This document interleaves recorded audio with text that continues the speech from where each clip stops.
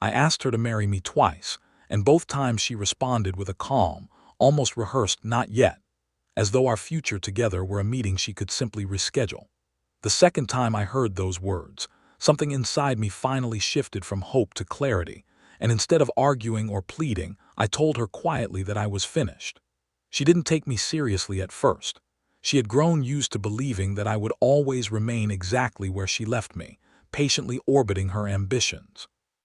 What she didn't foresee was the day, just under 4 months later, when I would step into the glass-walled office suite we once shared, not alone and not broken, but standing beside someone who had never once treated me like a contingency plan. For nearly 6 years, I had devoted myself to building a stable future for a woman who treated my loyalty like an insurance policy she might cash in later. The first time I proposed was during a winter evening at a hilltop bistro overlooking the harbor, the same place where we had once stayed until closing on our second date.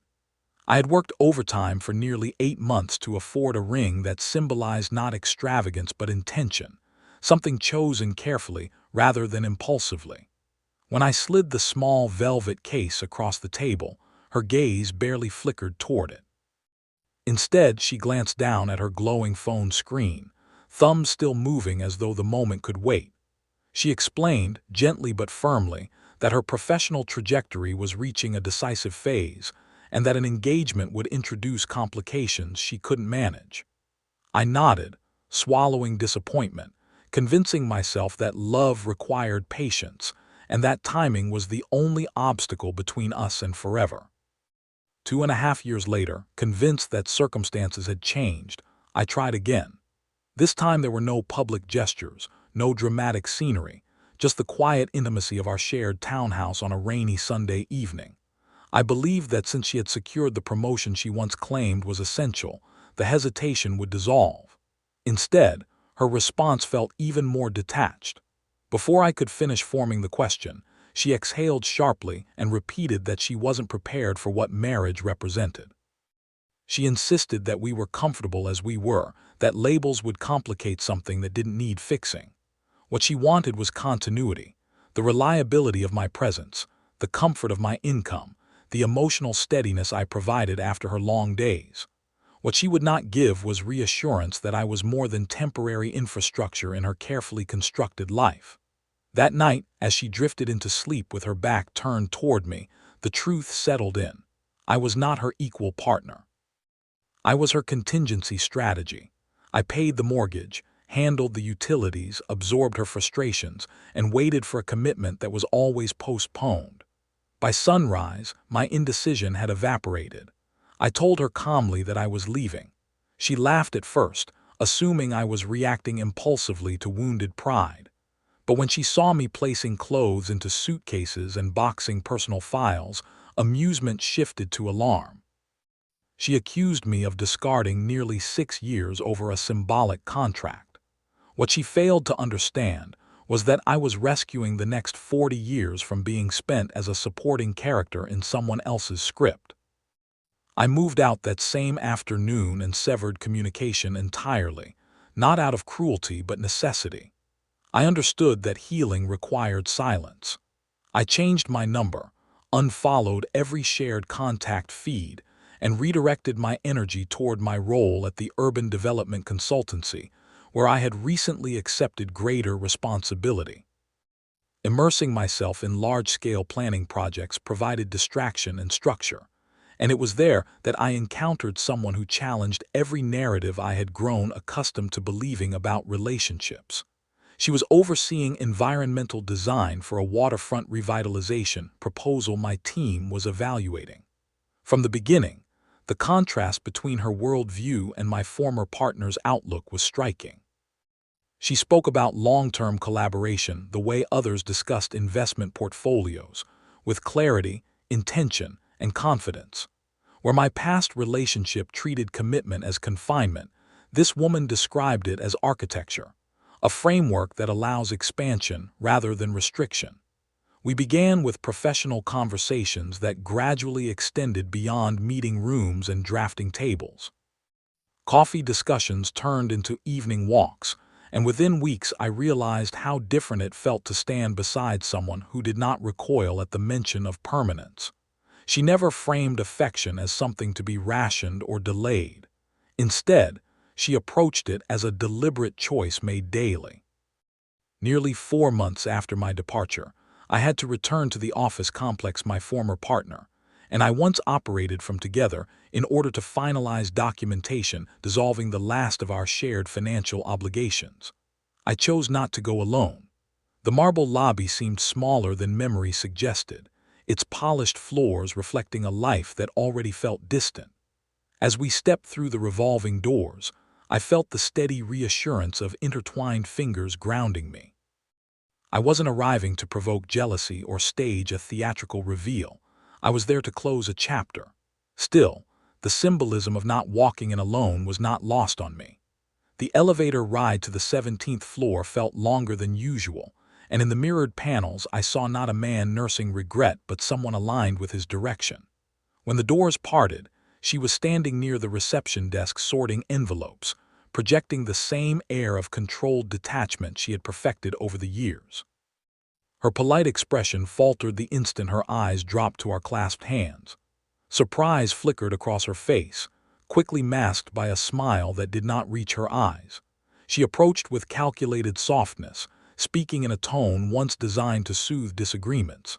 She mentioned that she had intended to contact me, that she had been reconsidering her stance, that perhaps we could meet for a drink and revisit what we had paused.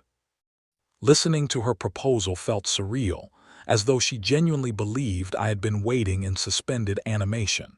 She implied that her earlier refusals had been strategic patience rather than indecision, that now, she was prepared to entertain the idea of building something permanent.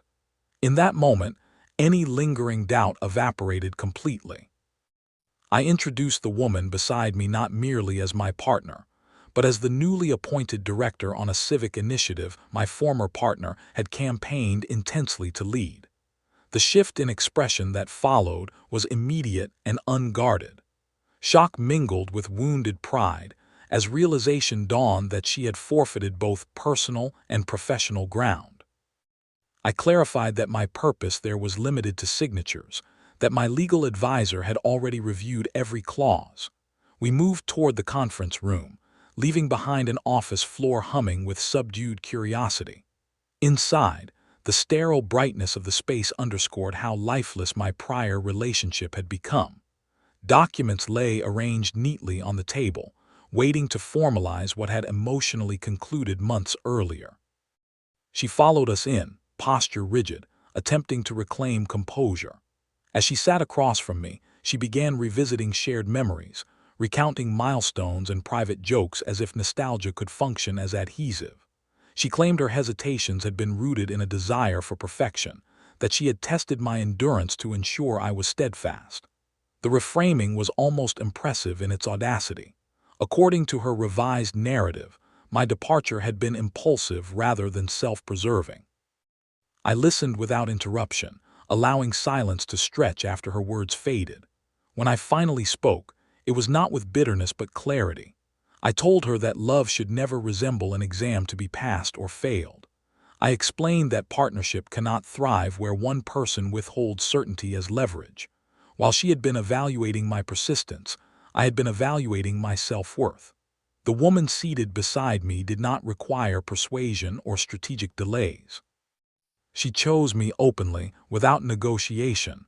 That distinction altered everything. I signed each page deliberately, aware that ink carried finality. Sliding the folder across the table felt less like surrender and more like liberation.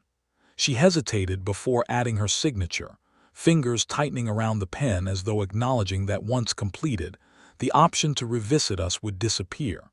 She asked quietly if we might speak privately afterward, perhaps reconsider. I stood, retrieving my coat, and answered that the conversation we might have had ended the moment she dismissed the second proposal. When she finally signed, the slight tremor in her handwriting contrasted sharply with the bold confidence of my own. The closing snap of the folder echoed in the quiet room, symbolizing an irrevocable conclusion. As we exited, I sensed the subdued tension among colleagues who pretended not to observe the unraveling of what had once appeared to be an unshakable alliance.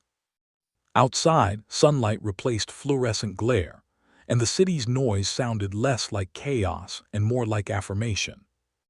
In the weeks that followed, I reflected on how easily I had mistaken persistence for devotion in the past. With my new partner, there were no strategic silences, no postponed futures. Decisions were discussed openly, disagreements navigated without emotional bargaining. 3 months later, I returned to that same hilltop restaurant where my first proposal years earlier had been met with distraction. This time, the atmosphere felt entirely transformed, not because the setting had changed, but because the dynamic had. I did not experience the anxious anticipation of awaiting judgment. Instead, there was steady assurance. I spoke plainly without rehearsed grandeur, expressing not desperation but certainty. Before I could complete the question, she answered with an unhesitating yes, eyes steady and present. There was no mention of timing, no conditional clauses. In that response, I understood that earlier rejections had not been defeats, but diversions steering me away from a future built on imbalance. Standing there, I realized that commitment is not about convincing someone to stay. It is about choosing each other without delay.